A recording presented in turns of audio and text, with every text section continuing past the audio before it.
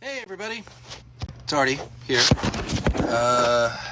in the basement of Sal in Greenwood Heights slash Sunset Park, wearing a wonderful little ditty my daughter put together for me. I haven't done much in a while, but I'm interviewing one of my favorite people tonight, and it's the first woman that I have interviewed in a year of doing this, and I'm very excited to have my friend Angela Boatwright live from Los Angeles, and hopefully she's gonna get in here soon. She is yeah, there she is. Hi. How you doing? Good, good. How are you? I'm good. I gotta put my headphones in. Okay. Yeah, let me know. We have our window open over here and there's people swimming outside, so let me know if it gets loud over here. They're swimming? What? I mean, come on. Yeah, we're right next to a swimming pool. I know it sounds a lot nicer than it is. Where in Los Angeles are you? Hello? Can you hear me? Yeah, I can hear you Yeah, breaking up a little bit. Where in Los Angeles are you? What I'm neighborhood? actually in Orange County, which is a Oh, couple hours south of Los Angeles. We're really close to Disneyland.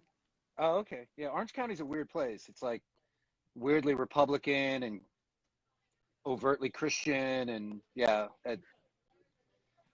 Not not all of it. That's what's interesting is that people don't know not all of it Orange County. I'm in the north of Orange County, which is a little bit less of all of those things, but yeah. They're definitely those parts. Sometimes we go down to Newport and Costa Mesa and it gets a little bit Trumpy, so to speak. So, how you been?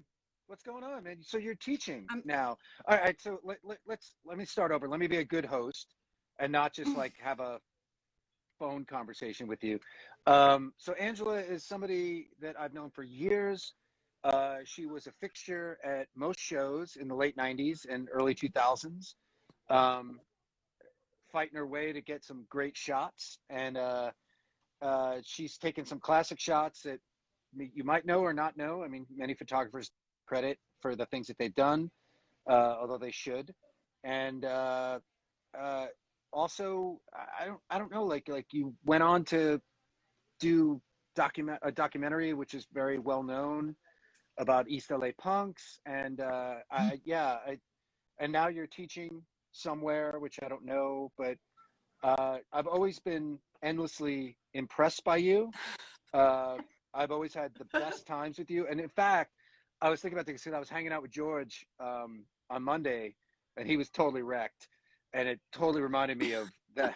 There was Angela used to show up late night at Matchless, and George and Angela would put on, you know, cock rock, glam rock from the '90s and obscure glam rock. '80s from the '80s. Sorry, yeah, and Yeah, never from the 90s. No. yeah, I think the last thing I remember is you guys dancing together in Matchless to Saigon Kick song or something. You know, like it just No. come on, Saigon Kick was great. Don't come down on it. No, see, George and I we differed a little bit. He always liked like TNT, and I was like, nah, I'm not into TNT. But we agree on like loudness. If we're in a real mood, we'll listen to Pretty Boy Floyd and other terrible, terrible hair metal. But yeah, we did have a split. He liked bands like TNT and Saigon Kick and stuff. That wasn't my cup of tea. What was your cup of tea But yeah. specifically? What was your cup of tea? Oh, when I was a teenager, LA Guns. I liked like 13-year-old Angela liked the sleaziest glam metal there was, right? Kind of gross. But LA Guns and Rocksgang, and I loved Guns N' Roses and whatever, all that kind of Faster Pussycat. I was a big fan of. So somebody wrote Nitro Forever. Oh Lord. I Yeah.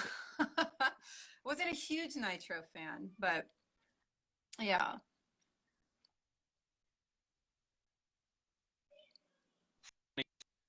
Experiences, and George is like, oh my God. Hmm. I'm pretty sure if I remember, you were a Skid Row fan. Am I correct? Yeah, Yes. Okay. very much. Yeah, absolutely. Didn't you record with Dave the Snake? I did. Yeah, I did. Yeah, which was funny because when Sebastian Bach played, he did a book signing and an interview for at Vitus, which was super fun. But yeah, he told me about how he took a shit on Dave the Snake's front lawn. He's like, yeah, man, I took a shit on front lawn, man. It was like fucking. I was just like, the fuck is wrong with you, dude? Like, Yeah, but and he's super tall, right? He's like 6'4". Like, can you he's imagine looking out your front window and someone 6'4", some 6'4" skinny dude is taking a dump on your neighbor's lawn? You'd be like, yeah, he's really tall. he is really tall. Yeah, But yeah, I and loved Skid Row. Yeah. it was one of my other favorite moments with you was when Diamond Head played, and you were at the show, and I got to get you downstairs to meet Brian, and you were just like, oh my god, I cannot believe this. It was like that was one of the best moments. Like, I don't know, like I've always loved hanging out with you. Like, you're good energy, you're super fun, and you're also incredibly talented. And I want to get into all of your photography stuff. It's really interesting because I interviewed Justin Barucki a couple weeks ago, and of course your name Awesome. came up, and I've been trying to get you on for a couple of months now. So for anybody who wants it, I didn't choose sides or anything. I was trying to get Angela on. She's just very busy, but like the Barucki was really funny because he was like, Angela Boatwright, that you guys were both at what, SVA or Parsons? I can't remember. That would be FIT. Okay. Yeah, FIT. not Okay. quite as cool as the other two. Yeah, fair enough. But and he said that you were the one who encouraged him to go down and shoot shows. Hmm. And like I look at both you guys and your careers and the dedication that you had to shooting music. Like, how did you get into? Obviously you were into glam metal in the '80s, but you were a kid. But like, how did you get into going to shows and shooting shows? Was it photography first and then music second, or vice versa? No, it was definitely music first. And what's funny about the Justin Barucki thing is that he was shooting all of these shows. He was, showing me pictures of all these. Like, he was really into ska, I think, and all these ska bands he was photographing in Staten Island. But see, the teachers, you got to like time travel back to 1993 when all of our photo teachers, they didn't think that a picture of a band was actual photography. Back in that day, there were snapshots, and then there was real photography. So the photos that Justin and I were taking of bands playing were not considered real photos by our teachers at all. They were considered snapshots. And in fact, our teachers would like sneer at me whenever I would be in the dark room printing like photos of Yup Aside I shot at CBGB's or something like that. The instructors would just kind of side eye you.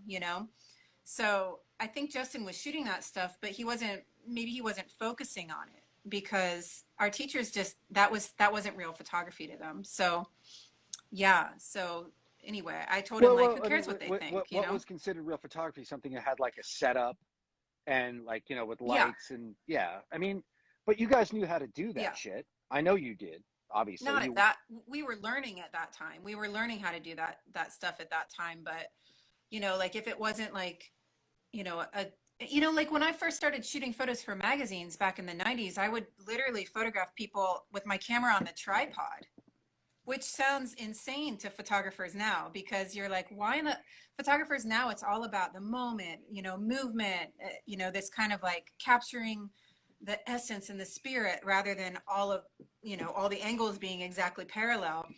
But when I started, that was what you did. You wanted to be serious about your portraiture and you would take the photos with your camera on the tripod. And it's like, yeah, it's different nowadays. So, if putting your camera on the tripod was the first step to real photography, that's for sure. Well, I mean, you went on to do So, so many amazing portraits for, various magazine covers and shit. But like there's so much I want to get into with you about photography. But like so when you first started, like, what was the first shows you were shooting? How did you feel about it? Like, were you ever intimidated being a girl and like, being at CB's, or like what was like the first crazy shit like that you dealt with? Well, I started shooting shows. I'm from Ohio, so I started shooting shows in Columbus, Ohio when I was like 15 years old. So I would go to local bars. I was not old enough to get in. So I would sneak in, or we would do the whole thing where we, my older friend would rub the stamp on my hand, Yeah, transfer the stamp ink so that we could get in. Kids are probably doing that at your bar right now, nope, if you're lucky. fuck that.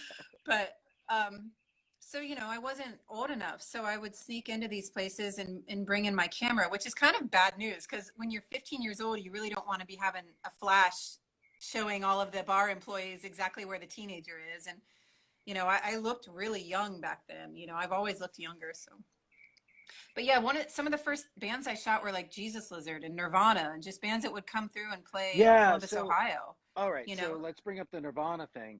That was in Columbus, right? And yeah. you shot them, was that the Bleach tour? No, but no, it was 2 weeks after Nevermind came out.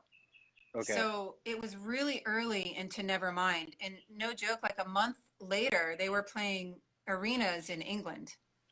So I got them at this precipice, really, like some of the last club shows they ever did, And like ever.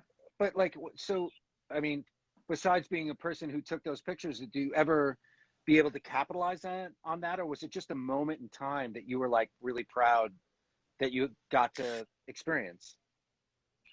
Well, that's the thing. Like you probably had a similar experience as I'm about to share. I was going to see all the shows. I went to see everyone play. I saw the Ramones play like 45 times, Fugazi, GBH, 7 Seconds, like DRI, whoever, Death Angel on the Frolic Through the Park tour. Like I saw Slayer on Seasons in the Abyss. I was going to see all the shows, like all of them.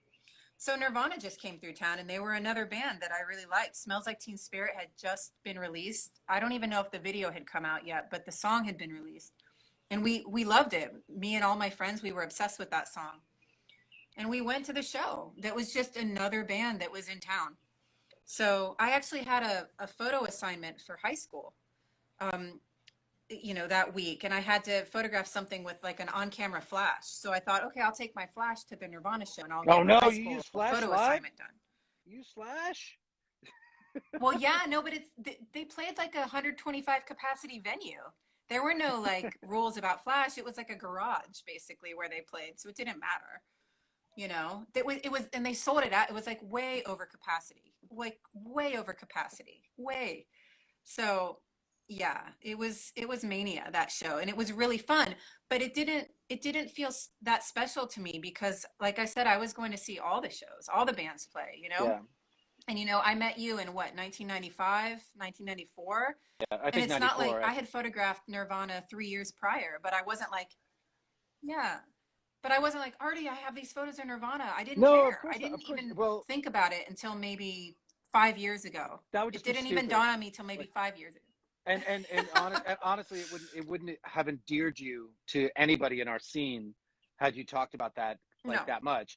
But like, it's a great story, and it's not unlike Nirvana playing St. Vitus. It's a great story, and that's wonderful. I hope they do it again. But like, yeah, it's so you move to New York, right? You go to school, and you just naturally start going to shows to shoot, right?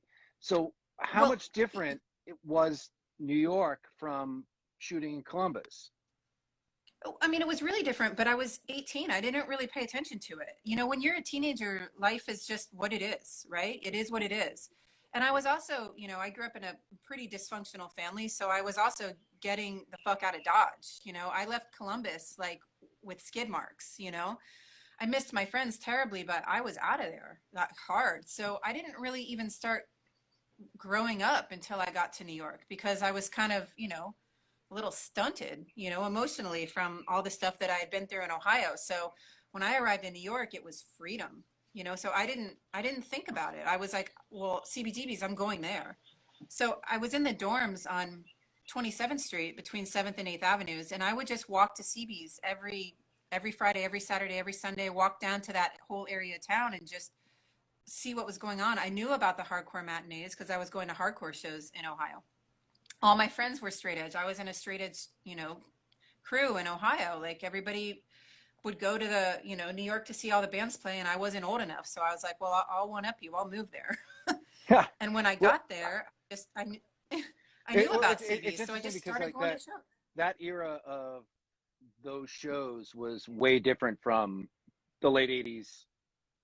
Oh yeah, Like it was way more uh inclusive, as opposed to, like where it was just straight up dangerous to go to shows in the late 80s and early 90s. yeah, Like shit just got kind of lame, and that's, I mean, I retreated, but I'm from the suburbs, so like whatever. I didn't need to be hard yeah. or anything, but yeah, it's I just, you were completely ubiquitous with the scene for me. Like I would see you and I'd be like, oh, awesome, Angela's here. We're gonna get some good shots out of the show, and it's gonna be fucking amazing. And what's interesting about the shit that you did, which is something that I think the culture has changed so much, where you would just throw me prints. You'd be like, you'd send me prints. I found an envelope from you uh, last week. I was going through a bunch of my stuff for my daughter because she was doing like a our background of history shit. So I was going through stuff, and I found all these pictures with your like sticker on the back, and it was in an envelope that was addressed to me, and I was like, holy shit, this is so wild, because we've been talking about doing this, and like, it's it's really, it's envious, but it's also like the way that photography has sort of, the skill of photography has been sort of bastardized and lessened over time. I know. We'll get into this later because I want to talk about your teaching and shit like that. But like, I'm not a teacher. I'm not a teacher. I thought you were. I thought I'm a you. I'm a Oh, student. oh shit. What are you in school for? Psychology. Oh, Jesus Christ. Yeah. You're way too Yeah, sober for me, yeah. I'm Angela. I like, can't take it. yeah. I went back to school for psychology. Like, I don't think, honestly, I think I'd be a terrible teacher. Like, my boyfriend's super into photography, and he wanted to learn how to do film photography. And, I started to teach him things, and I was just like a complete asshole. I was like, how do you not understand this? I'm terrible. I would be a terrible teacher. It's I'm a student. cool. And I was like, I'm a she's like, oh, student. I have So class, and I literally assumed that you were teaching. So there you go. I mean, it's hard for me to do research online about you. So anyway, so we'll get into that later, which oh, I it's love. I totally, love that, it's like, I love that you're everybody. going into this. Crazy. Yeah. So all right. So we're in the mid '90s. You're going to shows. You get Baruki into doing it. Like, what was some of the best stuff you saw? Like, what? I mean, you obviously you had a thing for glam rock, but like, I'm guessing your musical taste sort of evolved at that point. What were some of the best shows that you filmed, both musically and, or saw? Like, what? Give me some love on some bands. Yeah, no, it's funny because I was obsessed with taking pictures. I mean, as you know, I was always taking pictures. Like, and what's weird about taking photos is that you're so literally tunnel visioned into getting the exact right shot. Like if you're playing guitar on stage, I might be focused on you for 20 minutes because you did this one thing with your elbow where you pulled your hand back, and I want to get that captured. So I'm waiting. I'm just sitting here with the camera waiting for 20 minutes, waiting for you to do that thing again, because every time you start the verse, you do that, and I got to wait, right? So while you're waiting and like really like watching, every the band members and all their movements, you're not hearing the music as much. Right. So in a way, I feel like I missed decades of incredible shows in a way, but I have the photos to prove I was there. But Well, I mean, that being said, uh, I yeah, go ahead. Go ahead. that being said, I like mosh pits, like, or whatever. I like movement. I like action. Like I loved going to see shows where people would just pile all over each other like maniacs. Like, so I had a spot at CBGB's. There, if for anybody that knows CBGB's, if you're facing the stage, there was like a cool spot where you could sit up high if you're looking at the stage to the left. But that was never a good spot to get good photos. So I would always sit in the spot to the right of the stage and jam my knee into the speaker Okay, and then so lean. wait. So let's talk about this. On the floor, Yeah. against the wall to the right. It was up. You know how they had like kind of a up like a thing you could climb up Well, on the they right, had but that it was little right in loft front where of the speaker. yeah. Okay. Okay. I would stand right in front of the speaker, no earplug, Oh, and like Jesus. jam my knee into this kind of empty place within the speaker and pivot my body out so I was literally hovering above the crowd. And that was my favorite spot to shoot. But yeah, like I love just chaos, like people going completely haywire. So much so that as my photography evolved, I just ended up just shooting fans. You know, I'd go to shows a lot just to get like shots of the crowd and the pit and the mania. But, you know, at the time in the 90s, I was really into the more emo sound, like if you want to, you know, talk music. So I loved Era Type 11, you know. Thank I you. liked bands like Cro-Mags and Sick of It All. I loved Leeway, but like you were saying, I was scared to go to those shows. I know that sounds super lame to say No, it right doesn't. now, It doesn't. but I I'm was from scared to go to Ohio. those shows, Angela. Look, I didn't want to deal with it. Like it's, you know, it's not fun. It's not fun to worry about whether you're going to get hurt, but especially when you're going to a show for music. You know, you're going to a show for music right.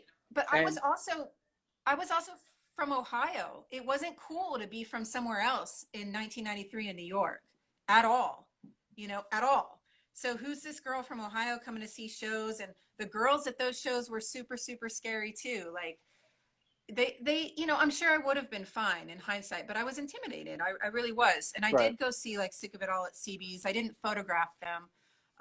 Did go see some of those shows and they were amazing. Um, but it was a different place. New York was a different place back then. Like, was it scary being from Long Island even? You know how New Yorkers are with the hierarchy and everything. Like, was being from Long Island a little bit scary too? Yeah, I mean, we were always intimidated, you know, like as like Mind Over Matter was always intimidated by the city thing, but we got ingratiated into it eventually.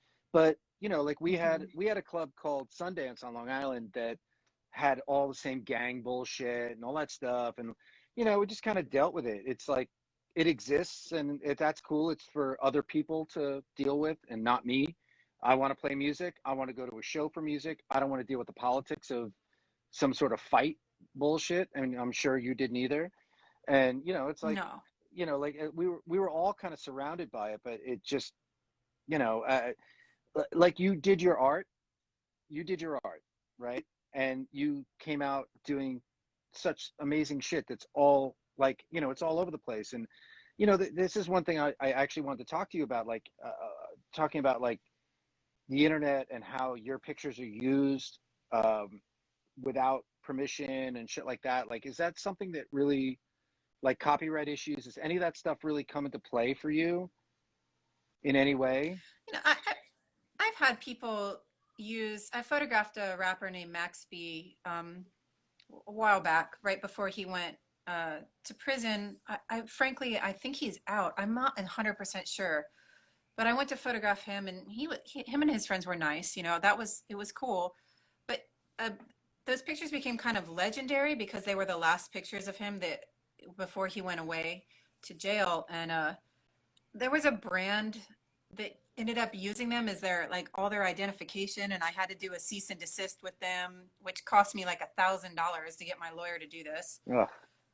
which was ridiculous, but I had to do that. But otherwise, I don't really have a ton of issues with that. Like every photographer is different, but if people repost my stuff on social media, all I ask is that I'm credited. I don't really care so much. I don't put watermarks on my photos or anything. Like part of me, you know, I sell a fair amount of my photographs. I just want people to have them.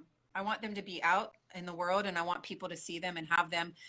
It's one of the nice things about being back in school for psychology for something totally different is that I'm not, you know, photography is not my only income, you know, and I'm not so concerned about all of the business aspects of photography that I can't be lighthearted about it, you know, like for people where photography is their own income, they have to be really diligent and really careful about that, you know?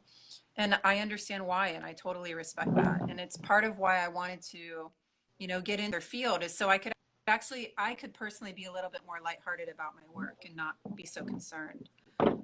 That's cool. Yeah, yeah. I mean, it is a lot of concern, and it's a lot of work to keep up with the whole photography thing regarding the internet and whatnot. So I wanted to get a little bit further into your career, as far as like, so you kind of weirdly became the queen of hip hop photography. Like, I mean, I I would know, not and say maybe not the that. queen. Those are Maybe your that's a words. bit much, but like you were like like you were just endlessly doing these hip hop artists, and like doing like, and they were great, and they're like, you know, and it's so interesting because hardcore and hip hop have such similar backgrounds, you know, and like they Hmm. work together in their own way, you know, and obviously the Beastie Boys, and like there's a long history of all of it, but like, how did that all happen? I mean, there's a multitude of reasons. One, that the hip hop scene was huge in the early 90s in New York, and, you know, going stronger and stronger every day. All, if you wanted to get magazine work, like, you know, the, photographing hip hop artists was definitely a great way to go about doing it. But I don't think that was my main reason. You know, I've always been really attracted to authenticity. I like things that are real.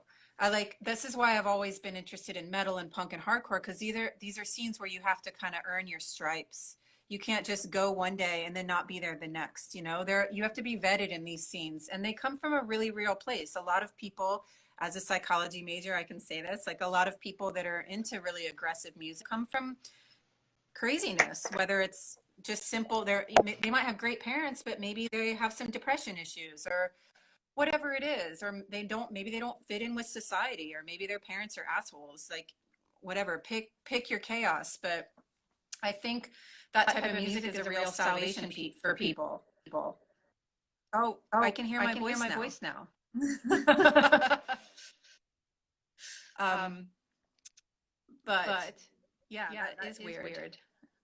I have no idea what happened. Anyway, so I think that hip hop is the same thing. I think it comes from that foundation as well. It's that authenticity. It's a real. Can you hear me? I can hear Okay, good. And good. I can't hear myself anymore. But yeah, I think that hip hop has the same foundations. It comes from a really real place, and it's you. Yeah, people yeah. expressing themselves in a real. It's not no bullshit. I mean, I suppose there's a faction of it now that is a little bit more pop, but you know, back in New York in the early 90s, that didn't feel like it was the case. Now as hip hop got a little bit shinier, I wasn't photographing those artists. I definitely was the person that was photographing the up and coming artists. Hmm. I always felt that New York it's just such a colorful, incredible place. Like, hey, we don't need to rent a studio. Like, we could go down the street and there's this entire pink wall that we could shoot in front of, or blue wall, or this really great graffiti. Like, New York was such an artistic place at that time that I felt like the whole city was backdrop, you know? And in the early 90s, the hip hop artists, they wanted to be photographed in their neighborhoods and outside and in these places. It kind of shifted in toward the mid to late 90s of being a little bit more glitzy. But because I was an up and coming Angela, I lost you. photographer, I was, I got no oh audio. yeah? No? Oh no. Can you hear me? Is that my phone? Can you hear me? We'll figure this out. Can the audience hear me? Someone let us know in the comments. Talk. Do a little troubleshooting. Nope. This is what photography is about. Can you hear me now?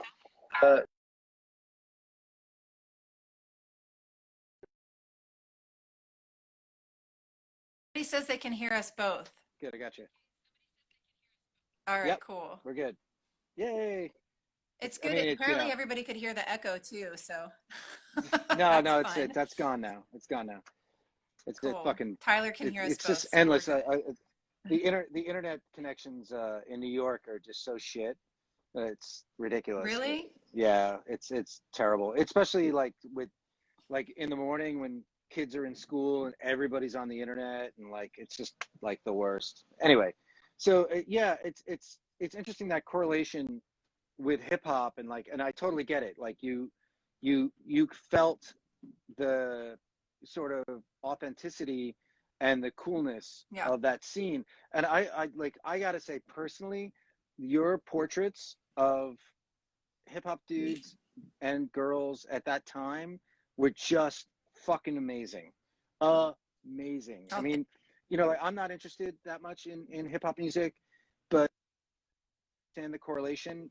And I felt like you just did this incredible job that was really, really special at the time. Like it excited me so much because obviously you know, I knew you, and like I was just like, oh my god, Angela's like fucking doing this crazy shit and it's so amazing, and like you're fucking like you're blowing up, and like, you know, it was just special and it was really cool.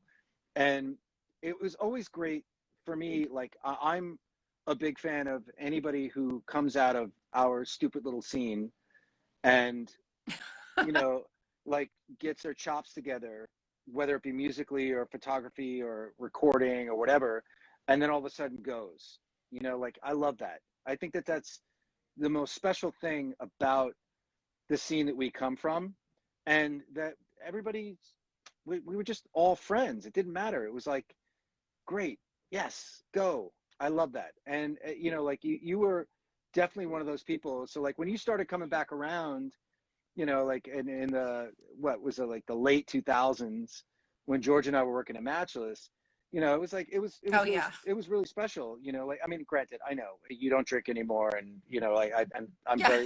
I'm very happy for you that you don't. I, Um, I think I think yeah, everybody's happy for me. I think it's probably best for all of us. but you were fun. Not to say you wouldn't be fun now, but like you were Thank fun, and you.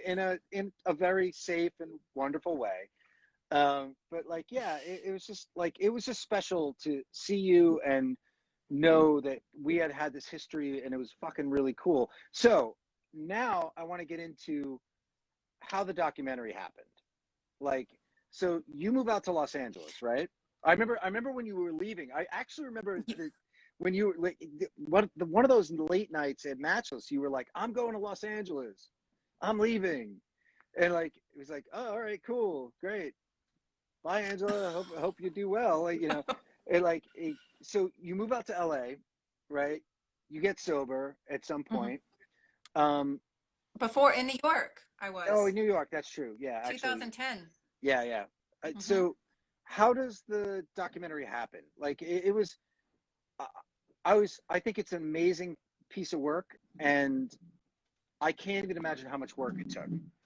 So, Yeah, so it was. give me the story, please. I'm gonna open a bottle of Yeah. wine. So I I moved. Where'd you go? I'm gonna open a bottle of wine. Sorry, Oh, you are. Wow, look at that. Okay. sorry. Thank Oh, you for the compliments on the Nicki Minaj shoot. I appreciate it. dude. And somebody earlier asked about the East LA punk scene, so I'll try to scroll back and get that question, or they can re-ask it for me right now. But I was only going to come out to LA temporarily for like 3 months because I was like, I'm going to take a break from New York. I just, you know, when you don't drink in New York, it's weird. Your life, it's just because New York is a very up until 4 a.m. type of place, as you know, because you own a bar. Not right now. Um, but you know, I just well, hopefully soon. No, I don't want to go But back. yeah, so it just oh well, I'm gonna ask you about that. I'm gonna interview you in a second. But yeah, so you know, it was just all I was doing was like working till 2 in the morning. I didn't have a life that wasn't really related to partying. So I had an opportunity. My dear friend Scott Pommier said, "Hey, you can come sublet my place. I'm gonna go somewhere." He travels all the time. He's like, "I'm going somewhere. I need someone to live here for a little while." So I got this great deal on a great place in LA, and thought, well, I'll just go out there temporarily. So I ended up staying. I had been shooting photos for Vans for years prior, even when I was living in New York. So of course, when you go to a new place, like Vans is in California, so I got in touch with um, you know, my connections at Vans and said, "Hey, I'd like to come meet you. I'm here in California now. Do you have any work?" You know, so I started shooting photos for Vans, and the woman who was hiring me, Renee Perdomo, I asked her one day, I said, can you introduce me to some video people? Because I had spent, I don't know if you knew about this, but I had spent like 4 years on tour with heavy metal bands from like Yes, yes, yes. 2010, just going out by myself, filming, doing sound Who particularly? production. I I remember spent, you talking about this because like, was it Municipal Waste? I can't remember who was it. yeah, Yeah. Okay. Toxic Holocaust, Skeleton Witch, Municipal Waste, Ramming Speed, Saviors, Holy Grail. So I spent like 4 years of my life just going on tour with them. I spent like my entire life savings doing this documentary on these tour, basically metal bands that were like, I'd say middle level metal bands that are touring like 8 to 10 months out of the year. Like how hard that lifestyle is. I mean, I know you understand this. So that lifestyle is grueling. It's torturous. So I was documenting all these bands. I still have all this footage. I haven't compiled it yet into a project. I've done some things with it, but nothing major. But I had all this footage and I wanted to show some people at Vans, like, hey, I filmed this stuff. What do you think? And, this is an era of Vans where, they were making Iron Maiden shoes, Slayer shoes, all this stuff. So it was really applicable. So it was a complete accident. So I met with the two guys, Jared and Steve at Vans, and they loved the work. And they said, hey, do you want to meet the vice president of marketing? He happens to be here today, and he wants to hire documentary directors right now for a project he's doing. And he happened to be there. He happened to be available, and he was like, what do you want to do? I'd love for you to do some work with us. So I had been investigating what was going on in the punk scene in LA. Like I wanted to know what was happening now. I knew that LA had a huge punk history. Now this is the researcher in me. I love research. This is why I'm back in school. Like I'm obsessed with researching the history of things. So, That's awesome. I mean, I, as you probably remember, I know a lot about heavy metal, like way too much, right? I'm obsessed with A all the lot. facts. So I was, you know, checking out like what's going on with punk in LA and there were a couple of articles online and there was this backyard punk scene. Punk bands were throwing shows in their backyard. So I was like, well, that's cool. We don't have backyards in New York. Like, that's cool. Like, let me go check this out. And I started, I was invited. I had to make sure I was invited, like I felt I had to make sure I was invited. So I contacted some people, got invited to some shows, and that's how it started. So by the time I had met with Doug Palladini at Vans, he's the president now. He was the VP of marketing then. But by the time I had met with him, I'd known about what was going on in the scene. And I said, hey, I want to, I mean, the story's a lot longer than this. I'm trying to kind of It's shorten it, okay. but You can he tell just it as long really, as he you said, want, dude. we love your work with the heavy metal bands. We want you to do something for us. What do you want to do? And I was like, there's a really cool punk scene happening right now in Los Angeles. Like, what do you think about me documenting that scene? And he was like, sounds cool. And then I had to do all the proposals and the proper, Yeah, of course. kind of pre-production work on that and rallied all the punks in the scene. Everybody was super psyched to do it. And we ended up doing like 5 webisodes, like little, like, I don't even remember how long they are anymore, like 6-minute webisodes, 5-minute webisodes that Vans launched in 2014. And they were so well received that Vans commissioned the full length documentary. So it honestly, if I hadn't have gone to that meeting that day, it would never have happened. If Doug hadn't have happened to be there and be available, it was like the stars were aligning. It was just one of those things. It was a complete fluke. Seriously. Well, I disagree with But you. I think it has more to do with you and who you are and less to do with a fluke. You got to remember that. And it don't, like I'm not going to be, like all like, oh, whatever. But like it would have happened whether those stars aligned or not, I think. And I really right, do. I hear you, but what I'm saying is like, look, I would have never been hired if I wasn't prepared. There's no way. Like you've got to be prepared for Of things like this. course. I earned my stripes. I knew what I was doing. But just in terms of the details of the meetup, like that was very fluky, like I'm talented, you're talented, right? But nothing's going to happen with my career if I don't accidentally meet someone who can help me out, right? Like, or if I don't put myself in a position. I put myself in that position by asking Renee to introduce me to somebody in the video department. That was me. Yeah. But Well, for like the boss to be there that day and be available and want to see my work was pretty cool. That was I cool. get it. I That get was it. like, Yeah. that's the, yeah.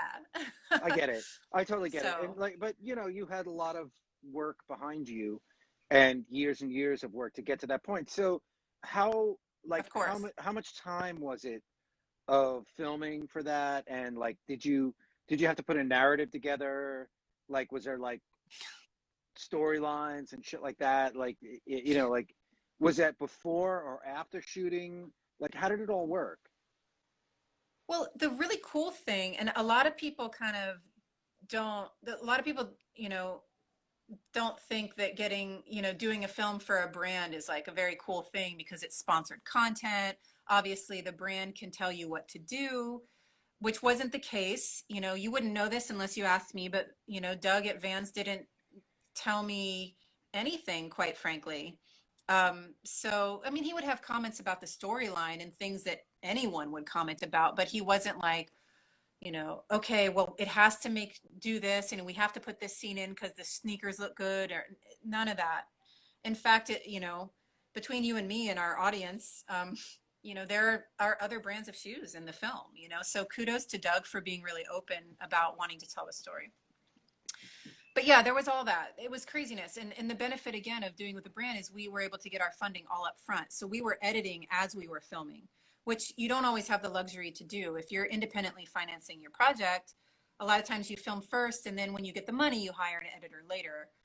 But we were editing while we were filming, which was great because that allowed the story to kind of evolve naturally. Mm-hmm. And we also had a writer on our team, Christine Triano. And that was a huge benefit because frankly, like, research is my strong point. Talking to people and getting people to be a part of a project and actually physically capturing the footage are all very strong, you know, things I'm very good at. But storytelling was something I had to learn.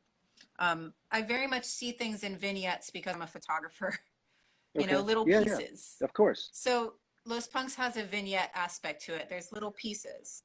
So, which is cool. I like it when I like projects like that. I like little vignettes.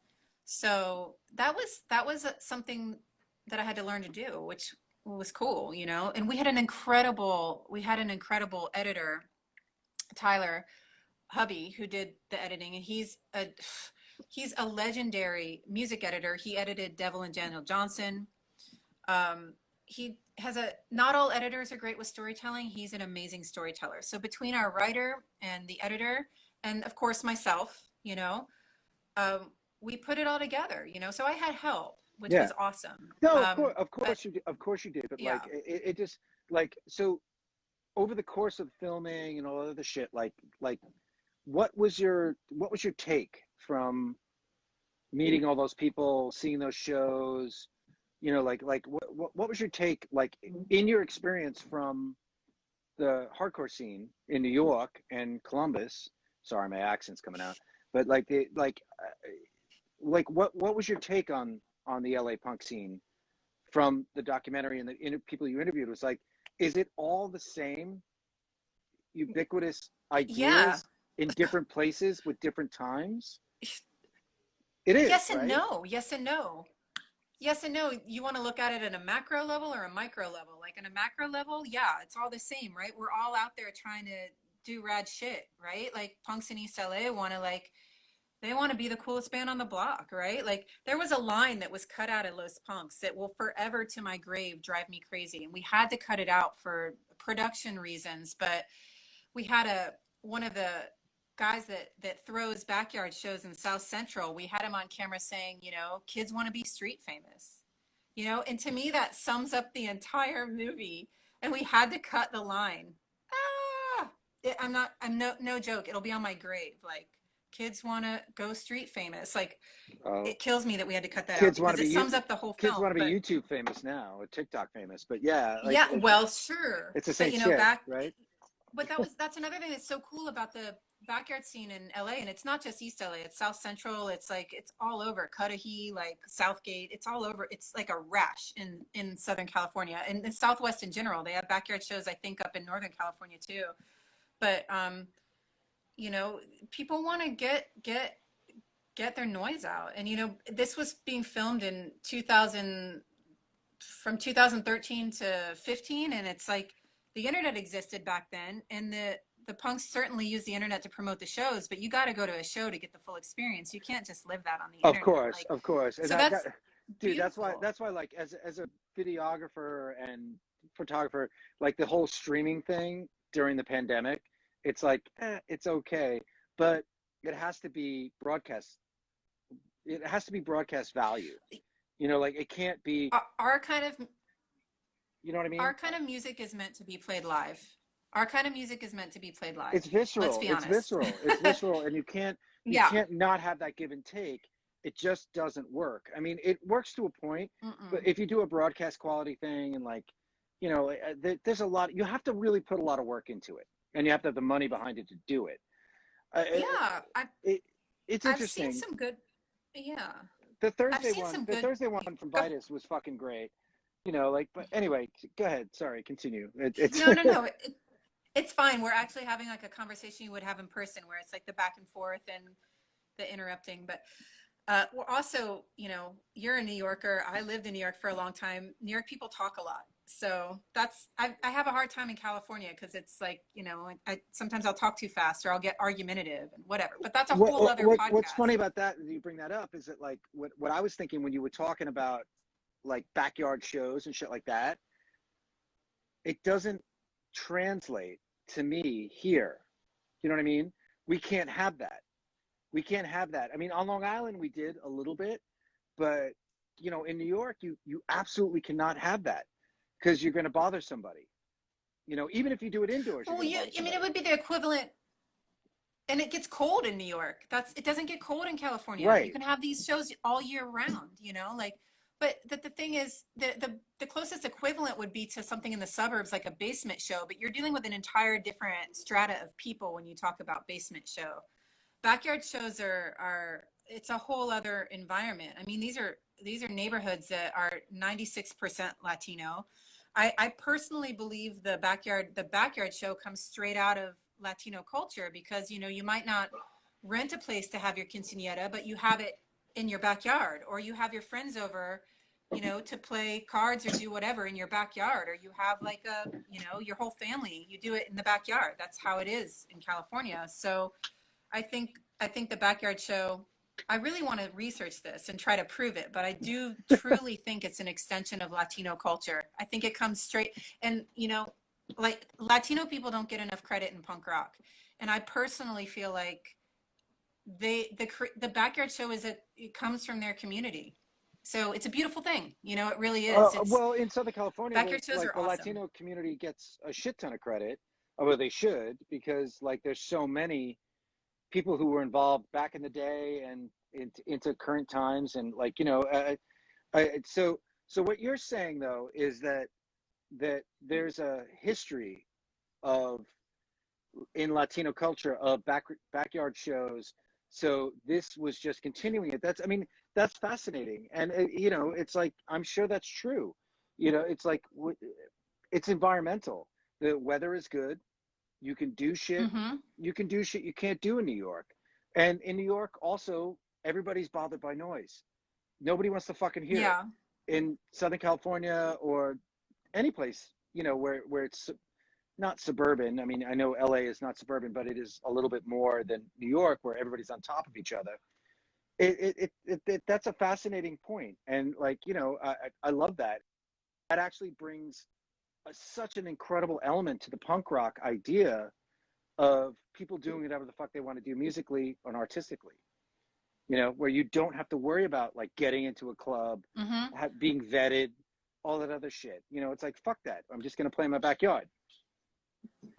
You, yeah, and you're just gonna do it. And none of these bands give two shits about making money. I mean, you might get gas money, like one of the first bands I photographed, like the singer showed up driving a hearse with a full stand-up bass in like full like vampire type of makeup.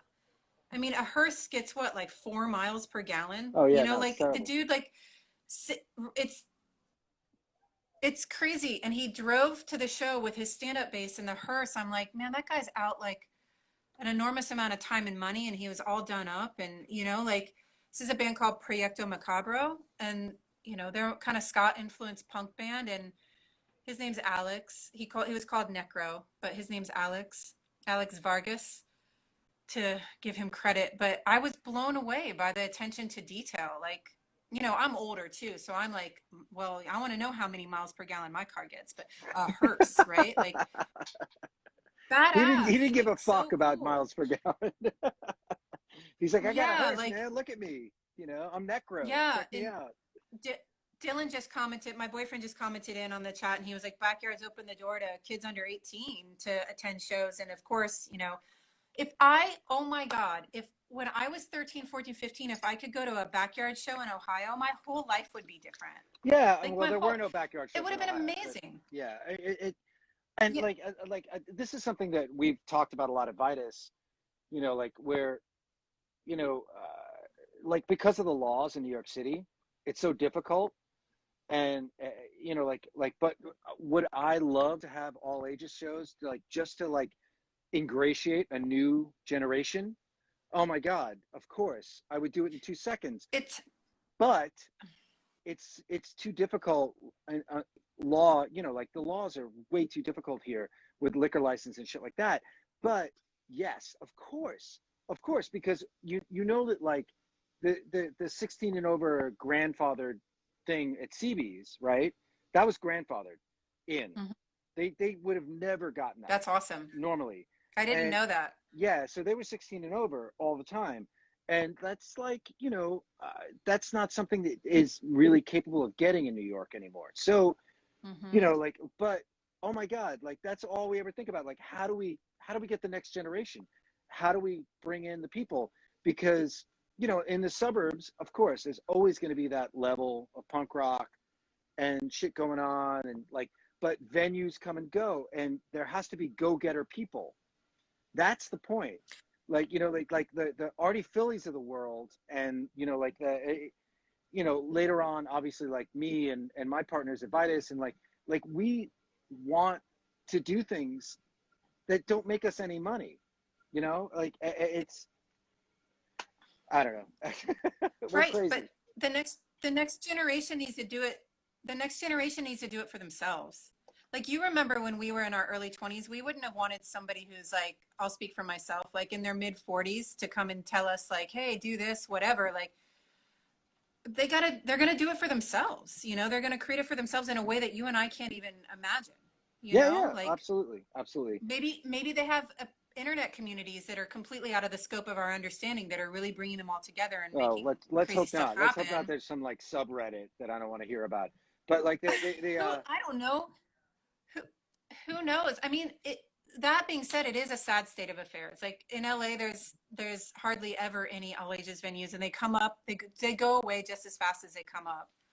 And yeah, like, what are the kids supposed to do? Like, but I have to realize, again, just studying psychology, that as you get older, your brain kind of loses touch with that younger way of doing things. You think of things in a different way. So let's hope that younger people are doing it in their own way now, and maybe we can't see it. Maybe we can't see it, you right. know? Okay, so let me ask you this. I always talk about, and I really want to ask you about like going to psychology and going to school for that. Like but before I do that, I want to ask you about the idea of, I always say this and I get shit for it all the time, or just like hardcore and punk rock is a youth culture. And you can only really create music that makes sense at through a certain time of your life. That I mean, call me crazy, but like I just don't feel like it's a youth culture. It always was a youth culture. It should be a youth culture. It should be the rebellion of the youth from the time they're 14, 15 years old, or wherever they're introduced. I don't care how old you are, but like, you know what I mean? Like, it's a youth culture. You're skating, you're listening to Slayer, then all of a sudden you hear Cro-Mags, you're like, yeah, holy shit. Like it, like that's the way it feels to me. And it's like, so as a backlash to, like, I don't know if you saw what happened in the Lower East Side with the Madball show and all that stuff, I which did. in all honesty, like I have no comment about it. I can't. I'm not allowed to. But like I don't necessarily. They couldn't control how many people showed up.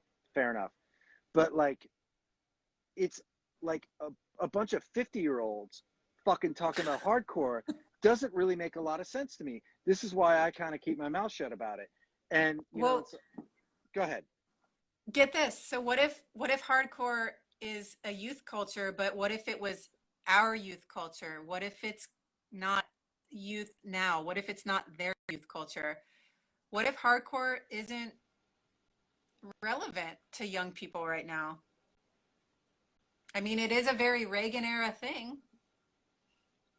Yes, I'm not saying that I agree with myself. I'm but just presenting an it idea. no, it's actually there's a lot of young hardcore bands that are like kicking ass, but like Okay. you know, and like I feel like what happened with that whole thing was that there was a reaction from people who kind of came off as weirdly conspiracy theory right wing, and certain people got sucked into it, unfortunately, like Madball, or like aren't like that, you know. And it's like it's I don't know.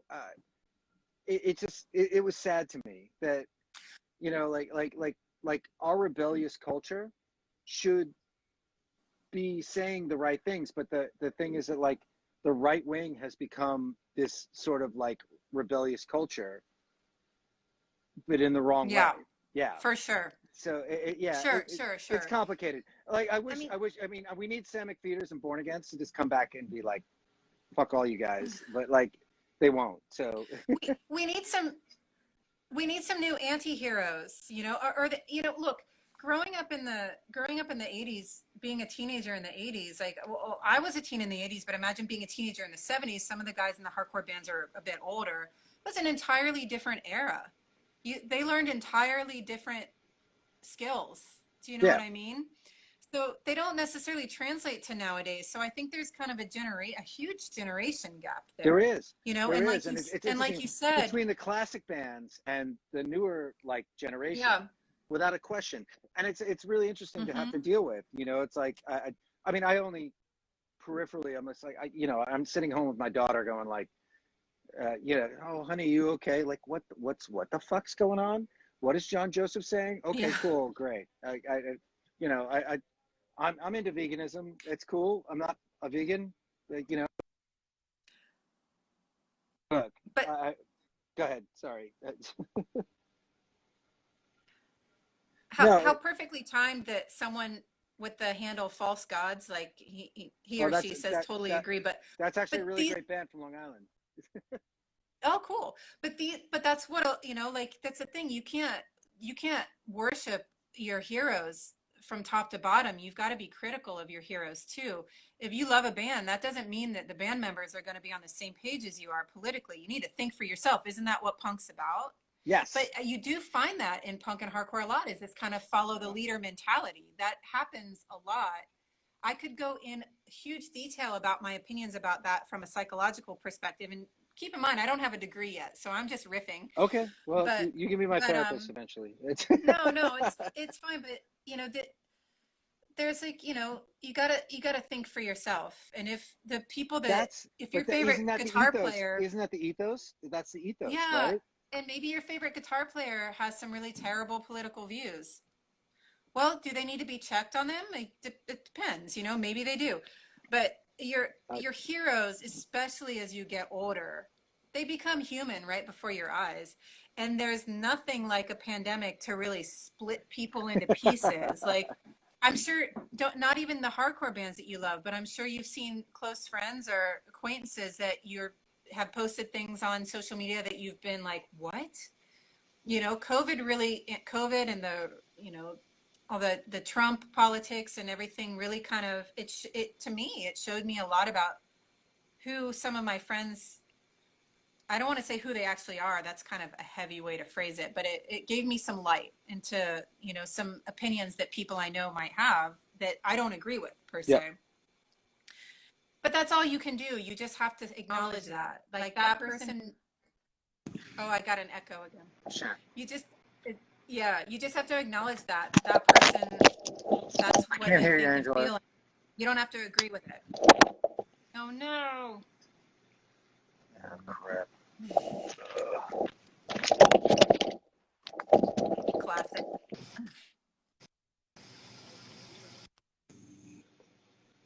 Yes, I got you. I think I got you All right, again. cool. There we go. Um, so we're at an hour, and I can't thank you enough for doing this. You were way, you're the best. I love you. I miss you, and I hope that everything's cool. And like hopefully someday you can be my psychotherapist and or psychiatrist Yeah. because you're going for the real deal. You're going for the real deal. Um, and I appreciate everything you've done over the years. I appreciate finding pictures that you took from years ago always made me so happy. And like you were an original kick-ass chick in a scene that didn't really have a lot of girls hanging around getting their asses kicked, and I want to thank you for everything, and thank you so much for making the time for this. Like, I really do appreciate it.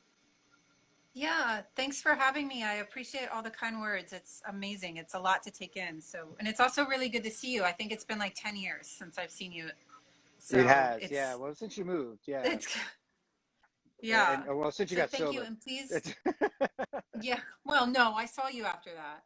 But well, please, send my love to everybody at St. Vitus and George and Justin and everyone. I will. And with any luck, we'll be in New York soon. So I'll come by and say hi. I hope so. This was a great conversation, and I hope people like learned a lot of shit about like a lot of cool stuff because like you're like this is what I wanted to do. I've been like focusing on people who work behind the scenes and do cool shit, and you're one of those people. And thank you. I appreciate it. Yay. Love you, dude. You're welcome. All right. I will talk to you soon. All Thank right, you. later.